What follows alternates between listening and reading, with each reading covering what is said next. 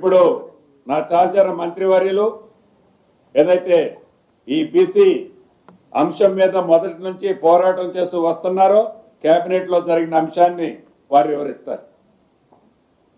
పెద్దలు పొంగులేటి శ్రీనివాసరెడ్డి గారికి, గౌరవ శాసనసభ్యుడికి, అదేవిధంగా పత్రికలందరికీ నమస్కారం. ఈరోజు కేబినెట్ లో ముందు నుంచి మా ప్రభుత్వం ఏ విధంగానైతే 42% రిజర్వేషన్లకు సంబంధించి చిత్తశుద్ధిగా కామారెడ్డి డిక్లరేషన్ మొదలుకుంటే ఇంటింటా సర్వే చేసి, సిపెప్ సర్వే చేసి, సబ్ కమిటీ రివ్యూ చేసి, దాని తదుపరి కేబినెట్ ఆమోదం పొంది సభలో చర్చకు పెట్టి అన్ని రాజకీయ పార్టీలు ఇంక్లూడింగ్ భారతీయ జనతా పార్టీతో సహా అందరూ కూడా 42% రిజర్వేషన్లకు ఆమోదింపజేసి దాన్ని గవర్నర్ గారికి పంపడం, గవర్నర్ గారి దగ్గర నుంచి రాష్ట్రపతి గారికి పంపడం కూడా జరిగింది. ఇది దాదాపు 4-5 నెలలు అయిపోతుంది.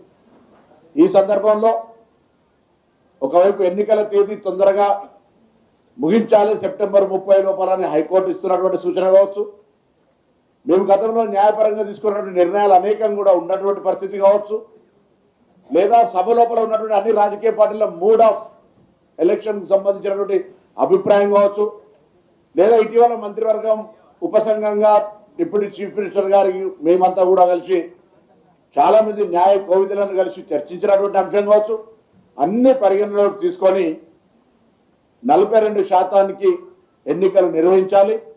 మిగతా ఎస్సీ ఎస్టీకి సంబంధించి 2001 సెన్సస్ ఏదైతే ఉందో దాని ప్రకారంగా జనాభా ఆధారంగా వాళ్ళకి రిజర్వేషన్లు కల్పిస్తూ 42% లోకల్ బాడీ ఎలక్షన్స్ ఎన్నికలు నిర్వహించడానికి క్యాబినెట్ తీర్మానం చేసింది. ఈరోజు దీనికి కేసీఆర్ గారు ఇచ్చినటువంటి ఉరితాడు మెడకు 2018 చట్టం ఉంది.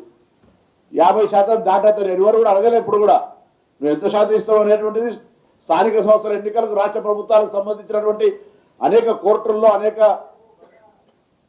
అంశాల లోపల ఎంపైరికల్ డాటా ఉన్నదా అనేటువంటి మాట అడిగినటువంటి సందర్భంలో వారు పెట్టిన 2018 పంచాయతీరాజ్ యాక్ట్ కావచ్చు, 2019 మున్సిపల్ యాక్ట్ లోపల వారు ఆ సీలింగ్ ఎత్తివేయడానికి మేము ఒక 2 months 1.5 months కింద ఆర్డినెన్స్ తెచ్చినాం.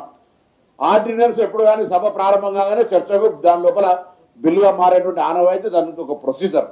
దాని ప్రకారంగా దాన్ని కూడా రేపు సభలో పెట్టి ఆ 2018 చట్టంలో ఉన్నటువంటి 50% సీలింగ్ను ఏ గతంలో ఆర్డినెన్స్ చేసామో దాన్ని తొలగిస్తూ తిరిగి శాసనసభలో చర్చకు అన్ని రాజకీయ పార్టీల అభిప్రాయం తీసుకొని అందరి మద్దతుతోటి అందరూ కూడా ఏకాభిప్రాయంతో ఉండరు. ఇందులో అటువంటి డిఫరెన్స్ ఆఫ్ ఒపీనియన్ లేదు.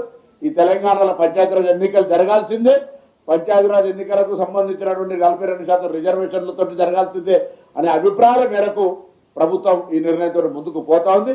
దీనికి అన్ని రాజకీయ పార్టీలను, పాత్రికేయులను, సమాజాన్ని అందరూ కూడా సహకరించమని సందర్భంగా కోరుతూ కేబినెట్ నిర్ణయం తీసుకునేందుకు వారికి గౌరవ ముఖ్యమంత్రి గారు కానీ, గౌరవ సహచార మంత్రులందరికీ, ఉప ముఖ్యమంత్రి గారికి ఇందుకు సంబంధించి ఎప్పుడు కూడా మా అన్ని రాజకీయ పార్టీల నాయకులు, ముఖ్యంగా కాంగ్రెస్ పార్టీ అధ్యక్షుడు మహేష్ కుమార్ గౌడ్ గారు కానీ అందరూ కూడా ఈ యొక్క కార్యక్రమం లోపల బలహీన వర్గాలు కాంగ్రెస్ పార్టీ ఒక కట్టుబడి ఉంది అని చెప్పేటువంటి ఆలోచనతో పోతున్న ఈ సందర్భంలో అందరూ సహకరించాలని సందర్భంగా కోరుతా ఉన్నాం.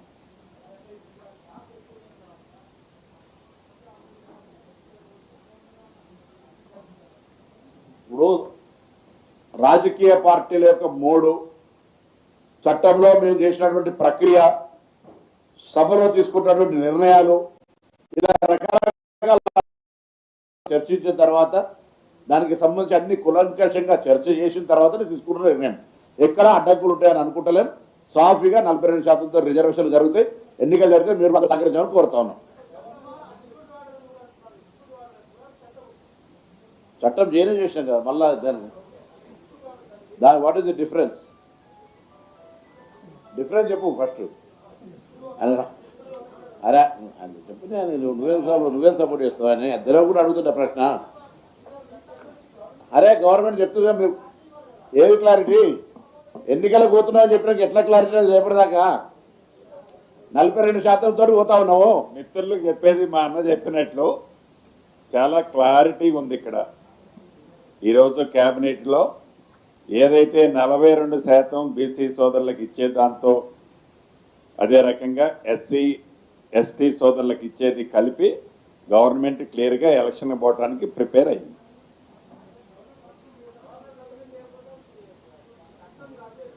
ఉన్న చట్టంలో అన్ని